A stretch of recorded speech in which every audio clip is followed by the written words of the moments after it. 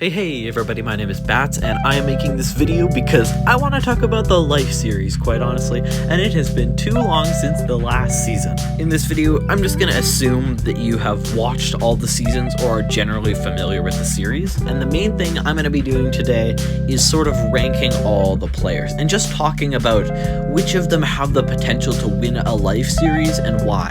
So I'm going to break that down using 8 different skills relevant to the Life series. We'll get to them when we get to them, but things like combat, long versus short range traps, stuff like that. Please don't take this video too seriously. I'm doing it just for fun, and these rankings aren't super definitive or scientific. These aren't the best categories I could ever use to measure.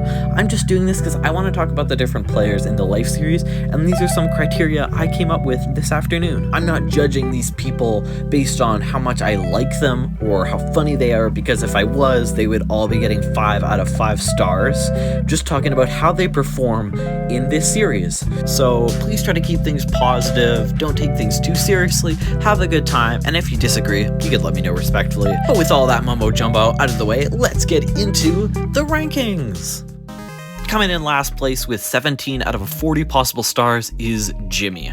This is one of the few players I think could never win a season, and here's why. Alliances are probably maybe the most important criteria, and he prioritizes picking a fun alliance and goofing around rather than building a strategically strong team. And I know the point of the series is to have fun, but he might prioritize it a little bit too much to win. He also doesn't really have the PvP to back it up. His skills are about average, and with a bow, he's not great. He makes quite a lot of silly errors like dying to fall damage or making bad deals. In terms of defenses, this more refers to the bases people build and how well defended they are, and Jimmy's bases have a pretty bad track record over the Life series. The ranch burnt down, Red's Bridge was a total disaster, and the Southlands really didn't go anywhere. With bad deal-making skills and swindling skills on top of all of that, Jimmy really has none of the qualities necessary to win a season. This is why he's come in dead last in almost every single season. This is no slight to Jimmy. I love watching him. He's an entertaining guy, and I root for him, but I don't think Jimmy could ever win a season. Next up, with a total of 19 points out of a possible 40, is Big B Stats. He is a guy that has been in the Life series from the start, and he has an all-over-the-place track record. His PvP skills, his swindling, and his redstone skills are all very poor. However, Big B makes up for this with his survival skills and the alliances that get him all the way to the end.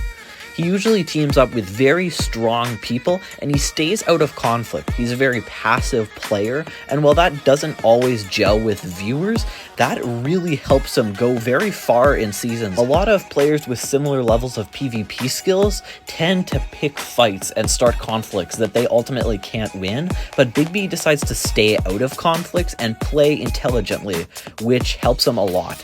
He's good at escaping fights, and when it comes down to it, he is not a totally incompetent PvPer, as seen in his invisible battle with Scott at the end of Limited Life. However, I don't think a player that is below 3 stars at PvP truly has any chance at winning a season, and that's why he is ranked this low. Next up is Lizzie, or LD Shadow Lady, who also has a total of 19 points out of a possible 40, but I did give the slight advantage to her over Big B because we've seen a lot less of her in the Life series, and she has a bit more potential that has been unseen. She is a competent Minecraft player with a lot of experience and good social reading, but the only time I can recall that she made a great trap is in Limited Life when she subbed in when she wasn't actually playing. Her PvP skills are unable to back up her Minecraft skills, and with a relatively limited data pool compared to some other players, she is left only ranking down near the bottom of the list. Up next is Skiz, or Skizzoman, with a total of 21 stars out of a possible 40. Skiz is an extremely likable guy, which is why his alliance score is the best of anyone. He has never been in a season where he had a bad alliance or no alliances. He's a decent social player, and his bases are all relatively well fortified. He can make a trap, but it is not his best skill, and PvP does drag him down a bit. Unfortunately, survival really is what drags him down. He is overzealous and overconfident sometimes and overplays his hand every time. Skiz is an extremely bombastic person, and he often picks fights that he cannot win, and he pays the price for it. However, he does this knowingly, and he does it because he wants to have a good time. However, it unfortunately often results in him flaming out earlier than the average player in the life series. He might be the only player with a PvP score this low that I think there is a possible universe where he could win a life series. However, I wouldn't bet on it. Next is Tango or Tango Tech with 24 stars out of a possible 40. He is an extremely likable guy, but arguably the single worst PvPer in the life series. He is also arguably one of the best redstoners, and he has made some incredible traps, and also some traps so good that they failed on him.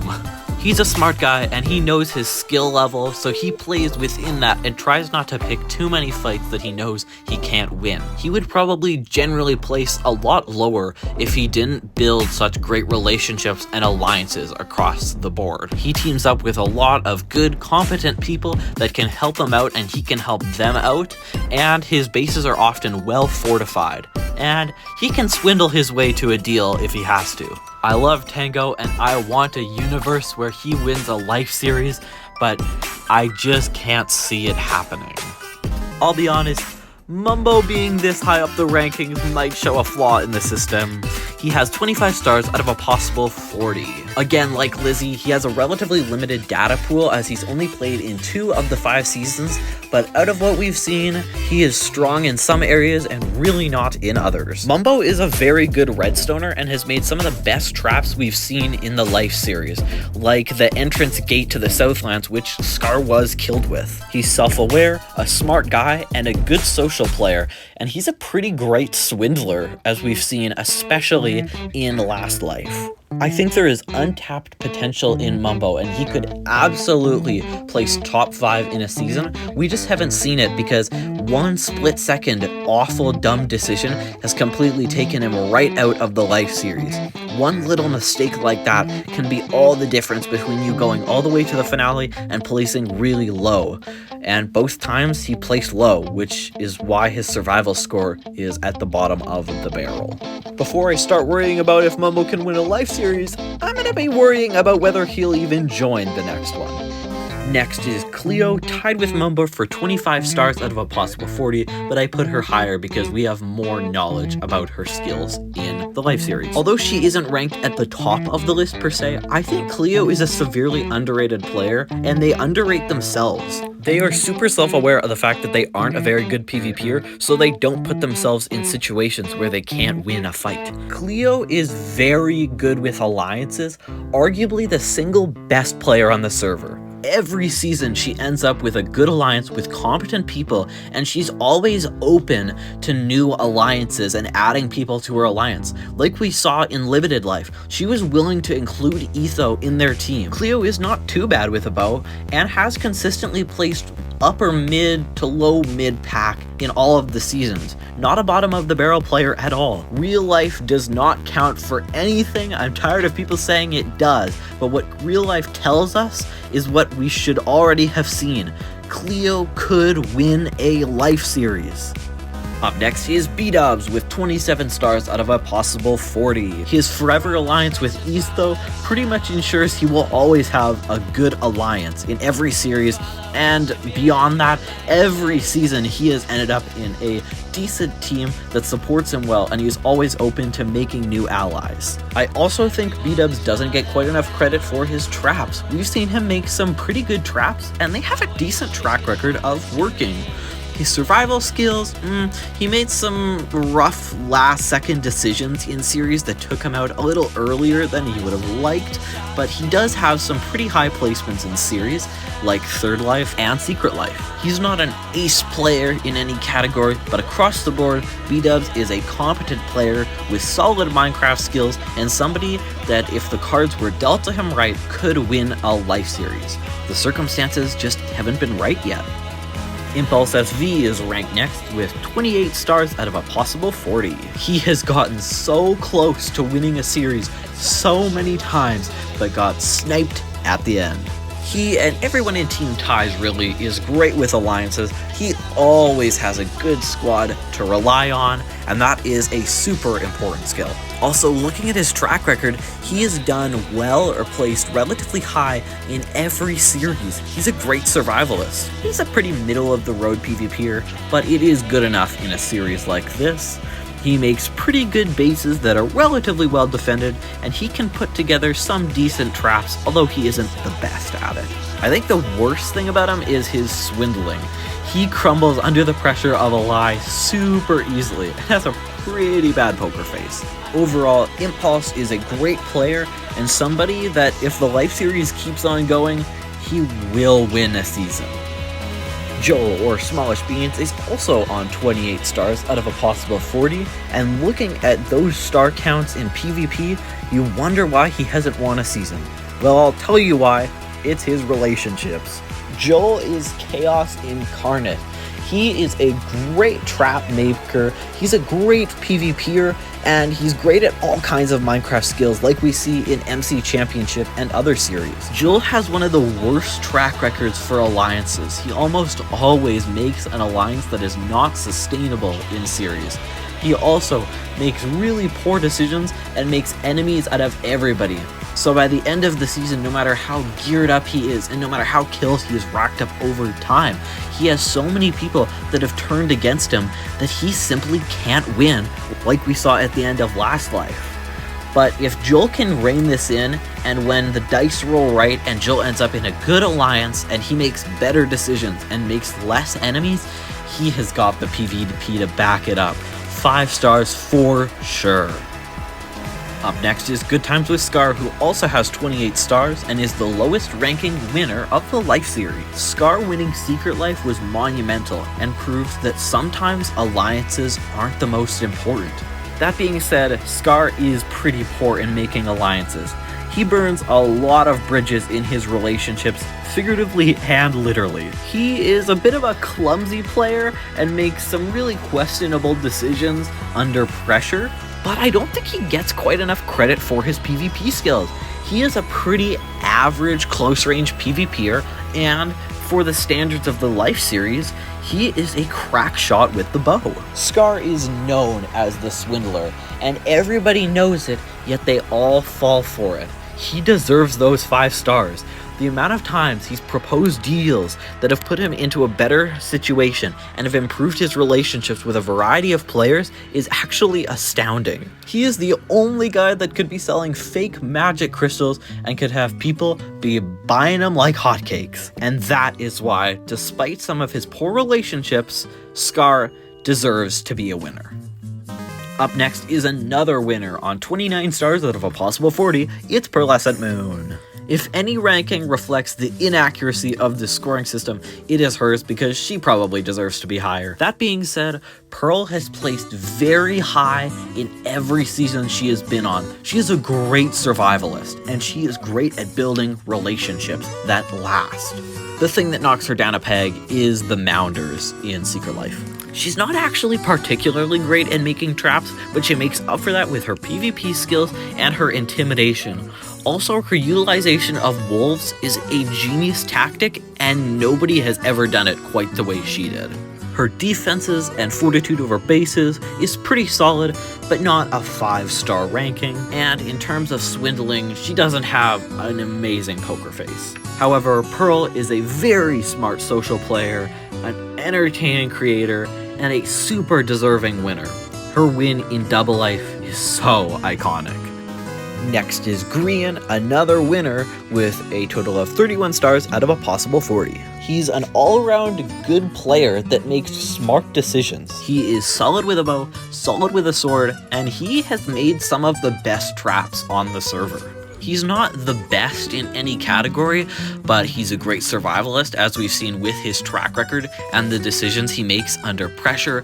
His bases are relatively strong, and like Scar, he can swindle his way to victory like no other. Grian's sheer skill at Minecraft and his intelligence with the game carry him to victory. However, he often makes the wrong enemies, and by the end, he is cornered. In Secret Life, he had a real shot to win, but he made the wrong enemies, and by the end, he didn't have a chance. Even though some might say Grian's win is less deserved than the others because it was a pilot season, Grian's consistency across the board proves that he is a strong player, he could win again, and he deserves to be recognized for his win. Next is Rendog with 32 stars out of a possible 40. People tend to forget how dang close he was to winning multiple seasons in the early seasons. He is a great social player, an entertaining guy, and his alliances are some of the most strongly built, well-connected ever. He's a great swindler, and even as goofy as he is, you can't help but be intimidated by him when he wants to be intimidating. His bases, although they might not look the flashiest, they are really well defended and stand the test of time. He hasn't made a lot of successful traps, but the ones he has are pretty great, like his boogeyman kill on Skiz in Last Life. His PvP skills are good, but not the best, and that's one of the reasons he didn't end up winning Third Life. He is better with a sword than with a bow. All in all, I think that if Ren was in more seasons, he might have a win by now, and if he returns like I think he will for a Season 6, he is a strong contender for the win. Next is Gemini Tay, on 33 stars out of a possible 40. She has only been in one full season, so it is a little bit harder to gauge her stats compared to other players who we have more data for. However, with that knowledge, I think she is one of, if not the best close-range PvPers on the server. It's hard for me to give her 5 stars in categories like alliances, but with the one season she has been in, she made herself a very strong alliance in Impulse and Scott. She has great knowledge of the game, is a great survivalist, and a great social player, but I do think her PvE isn't the best. She put in a lot of work to make the mountain that she lived on in Secret Life very well defended. Her traps didn't really pan out in the one season she was on, but I do think given another season, she would be able to up that ranking a little bit. Gem was a joy to watch in Secret Life and did not deserve the hate that she got in her comment section, and I look forward to the next series she is in to see how accurate these rankings are, and in that season, I would not be surprised if she could grab the win. Nearing the top of our list now with 34 stars out of a possible 40, it is Etho. He is great with alliances, and in my opinion, he is the strongest in the category of Minecraft skills. His knowledge and expertise of the game over time and his ingenuity makes for a great player in the Life series. Other players sometimes don't realize how great of a trickster and a manipulator he is within the context of this game. Being a redstoner, he's pretty good at traps, though he doesn't make a ton of traps, and he is a pretty good PvPer, but not the best on the server. He has a great track record with his bases, all pretty well defendable and well fortified, like the Ties Tower and the Snow Fortress in Last Life. And although he hasn't won a season or gotten super close, there's no season where he flamed out very early, indicating a pretty solid survivalist. One lapse in judgment can take you out of a series, and he makes bad decisions in the finale. He makes risky gambles, and they often don't pay off. The fact that Etho hasn't won a series is pretty shocking, and he absolutely could win one. In second place out of all the players is Martin with 34 out of a possible 40 stars. Based on his streams and the amount he talks about the Life series, it is clear that he cares a lot about it and puts a lot of thought into traps and social strategy, and that has paid off with his rankings. He has some of the most iconic traps of all of the Life series. That TNT minecart kill on Tango in Last Life is iconic. He is a great PvPer, as has been backed up by other events like MC Championship. He is a great survivalist. He has placed very well in all of his seasons, and he has got kills and played aggressively along the way. He is an extremely socially intelligent guy and a great trickster. He has pulled off some crazy deals in the past with a bow. I don't think he is quite as strong as with a close range weapon, but he's still quite good. I'm not quite gonna give him 5 stars on bases because not all of them have been super well defended, and he doesn't quite have the same level of Minecraft knowledge that I think a player like Etho has. Although not every alliance he made was the strongest, he always makes the best of it, and that is why he is a winner. Although Scott is tied with Martin on 34 out of a possible 40 stars, I have him ranked at number 1. And here's why. When looking at track records overall, I choose to weigh Third Life slightly less as it is older and people didn't understand the format already. Ever since then, Scott has been a powerhouse player that has made it to the very top every single season. He's been on the scene for a while, and his PvP skills show that he is a very good PvPer, and more than that, he's a very smart survivalist. Scott generally chooses to stay out of conflict unless necessary, which is an interesting playstyle compared to a lot of the other players, and it allows him to preserve his hearts for when he needs them later on in the series. But when he does need to kick other people's asses, he has the skills to do so. He makes a lot of great alliances and is hated by very few people. I did knock off 1 star due to his alliance with Jimmy in the first season though. He's not the best trickster per se, but he is a pretty good deal maker and can be quite intimidating if he has to be. He also runs MC Championship, and that definitely has helped with his Minecraft knowledge over the years. He is very knowledgeable about that game and can weaponize his knowledge well. His bases are also always well done. Scott's Major is an all-around amazing player. He really has no flaw, and that is why he is the best player in all of the Life series. Thank you all so much for watching this video talking about all the players in the Life series. All of the artwork is by Katie/Everin. They make incredible animatics, and I just wanted to use some sick artwork in these little profiles. Not trying to take it for my own, and it's not a big deal, I feel, as this is not going to get a lot of views, but for those that did watch it, thanks for watching it all the way to the end. I know there's not a lot of editing and it's nothing crazy, but I just love spewing nonsense about the things I care about, and I'm glad you listened to it. Again, let me know if you disagree with anything respectfully, and this isn't really meant to be taken seriously. All the players in the Life series are great. I love them all as creators, and I super look forward to the next season whenever we get it, as it is likely to be happening at some point. If there are any subjects in particular you would like me to cover, feel free to let me know down below. And until next time, thank you all so much for watching, and don't forget to keep on rolling.